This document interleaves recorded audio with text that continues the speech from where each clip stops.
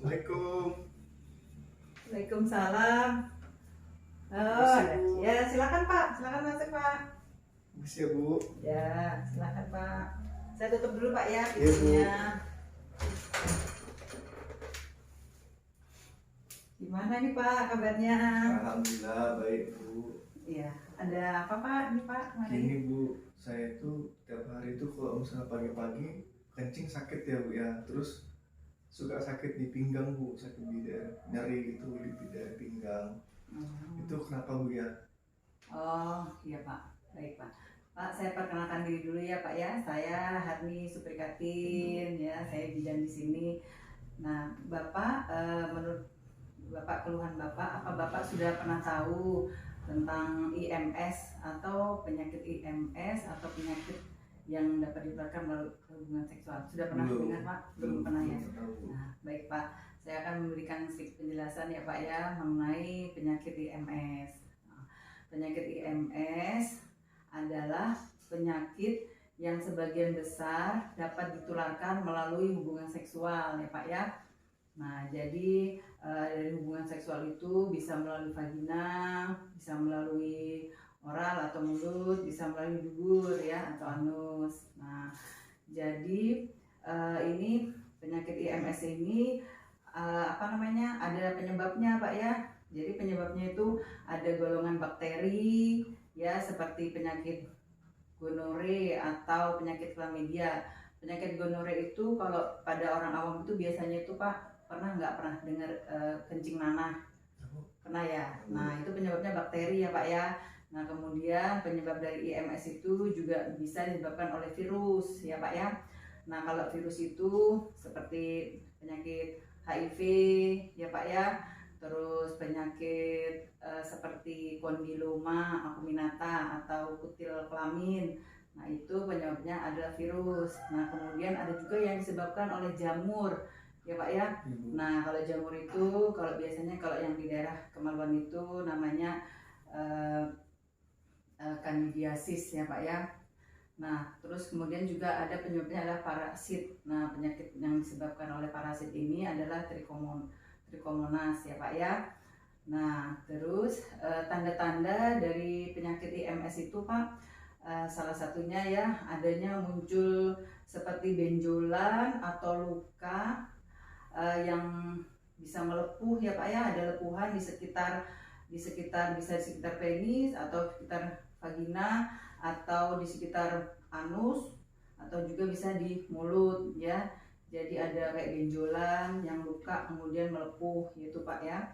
Nah kemudian ada juga terasa gatal ya Pak ya, rasa gatal dan rasa terbakar ya, daerah yang terinfeksi dengan itu misalnya di vagina ya rasanya seperti rasa terbakar, atau kalau daerah penis ya rasanya rasa kayak terbakar gatal di sekitar penis ya. Kemudian kalau bisa juga Pak tandanya keluhannya itu nyeri pada saat buang air kecil ya Pak ya. Jadi saat buang air kecil itu terasa nyeri banget ya Pak ya.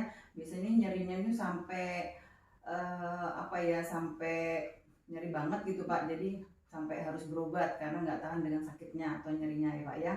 Kemudian bisa juga nyeri pada saat berhubungan intim ya atau berhubungan seksual. Kemudian juga adanya keluar cairan ya seperti keluar nanah gitu Pak ya. Nah itu dari ciri-ciri dari penyakit biasanya yang kencing nanah tadi Pak ya atau gonore. Nah itu kemudian bisa juga nyeri perut bagian bawah ya Pak ya, bisa tandanya itu jadi nyeri perut di bagian bawah ya Pak ya, karena dekat dengan daerah daerah kelamin atau daerah seksual ya Pak ya. Kemudian adanya muncul seperti kayak benjolan atau kayak gitu Pak di selangkangan ya Pak ya. Nah bisa karena infeksi jadi kumannya itu bisa sampai ke kelenjar limpa. Jadi di sini kan ada itu Pak bagian kelenjar limpa atau getah bening Pak ya. Nah biasanya kumannya itu bersarang di situ, jadi timbul kayak benjolan atau bengkak gitu ya Pak ya. Biasanya dia tuh nyeri ya Pak ya. Kemudian bisa juga disertai dengan demam, kemudian sampai menggigil ya Pak ya. Nah, muncul juga pembekakan di sekitar ya tadi ya Pak yang di selangkangan. Terus adanya ruam. Ruam itu seperti kemerahan, kemudian ruamnya itu bisa di tangan atau di badan atau di kaki.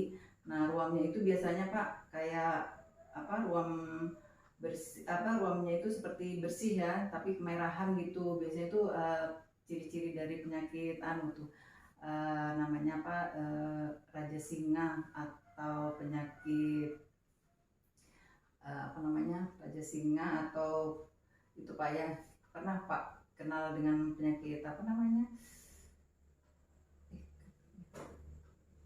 penyakit ini Pak seperti apa ya, kalau istilah awam itu namanya raja singa ya Pak ya.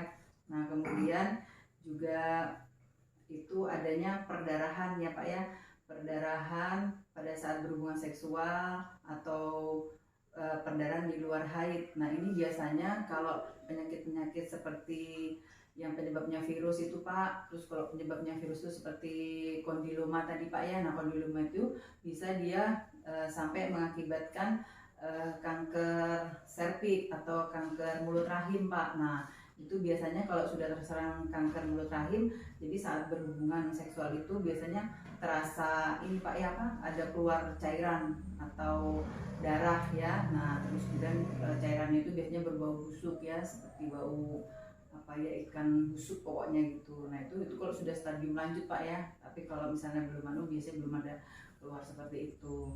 Nah kemudian jadi ini penyakit-penyakit ini Pak biasanya itu Pak ada cara penularannya Pak ya.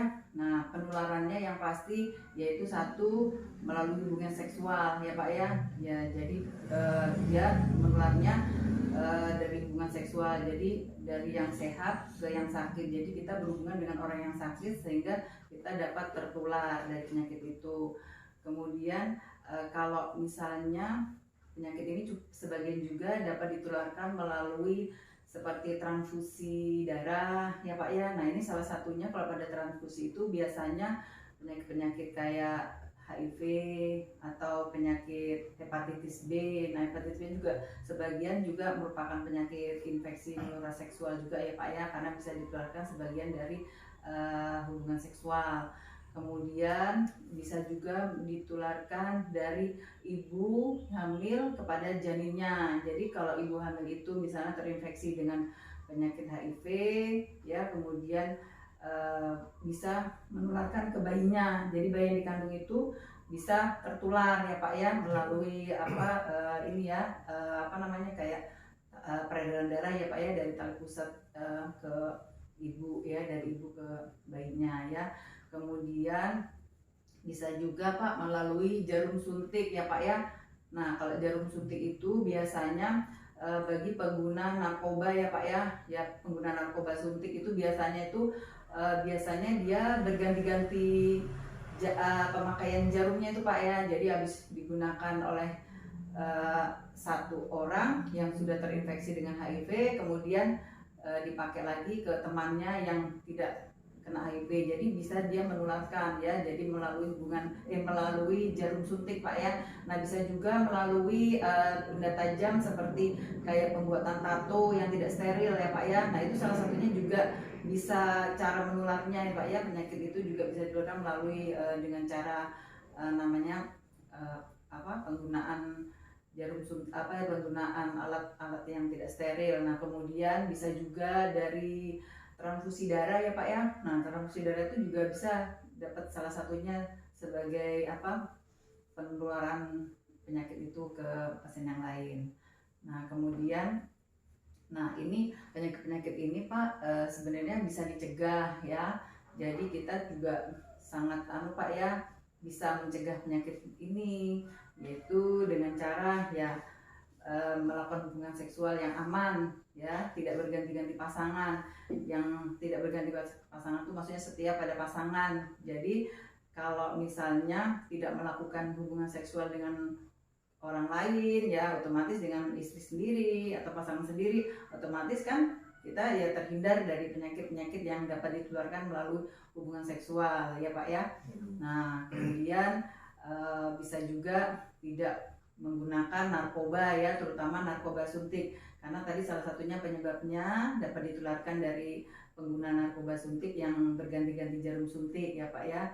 Kemudian misalnya tidak melakukan apa namanya kayak menggunakan tato ya, atau pembuatan tato. Kalau mau memang membuat tato kan di tempat yang memang benar-benar sudah Pak ya, sudah benar-benar yang aman, yang jarumnya mungkin harus steril ya Pak ya, jadi tidak menularkan penyakit itu ke kita ya Pak ya. Ya kalau bisa sih nggak usah pakai ya, pakai tato-tato ya, karena kan akan merusak tubuh ya Pak ya.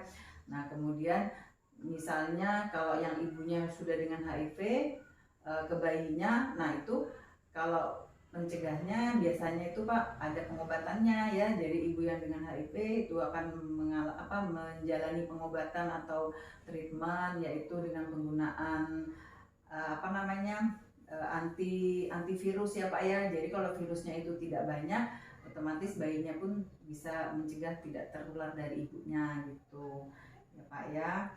Kemudian sebaiknya kalau misalnya sedang sakit, nah jadi tidak melakukan pada saat sakit tuh harus berobat sampai sembuh betul, baru boleh melakukan hubungan dengan pasangannya gitu ya Pak ya.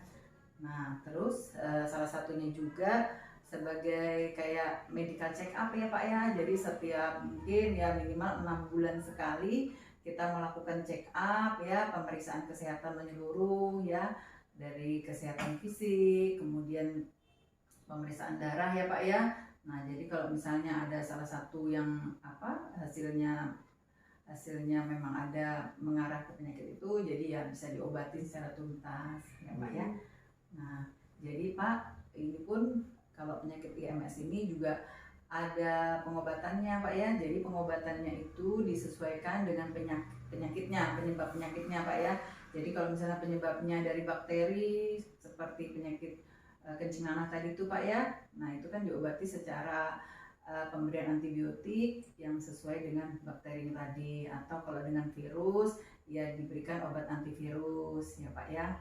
Nah sampai di sini bagaimana Pak? Apa Bapak? Ada yang mau ditanyakan? Udah Bu, terima kasih penjelasannya. Ya, jadi sudah jelas ya Pak ya. Nah jadi kalau memang Bapak tadi tuh mengeluh, bisa tadi kan Bapak bilang ngeluhnya sakit pinggang, ada sakit pinggangnya. Nah itu ya nanti Bapak check up aja Pak. Jadi siapa tahu Bapak sakit kencingnya itu karena mungkin ada salah satu saluran kencing Bapak yang ada infeksi bakteri kah Pak ya, atau mungkin bisa juga ada kencing batu ya, kan juga macam-macam penyebabnya. Jadi sebaiknya Bapak nanti check up ya Pak ya. Terima kasih Bu, ya. Saya periksa dulu Bu. Oh ya. Itu ya Bu, saya pamit dulu Bu. Terima kasih. Ya, semoga bermanfaat ya buat saya.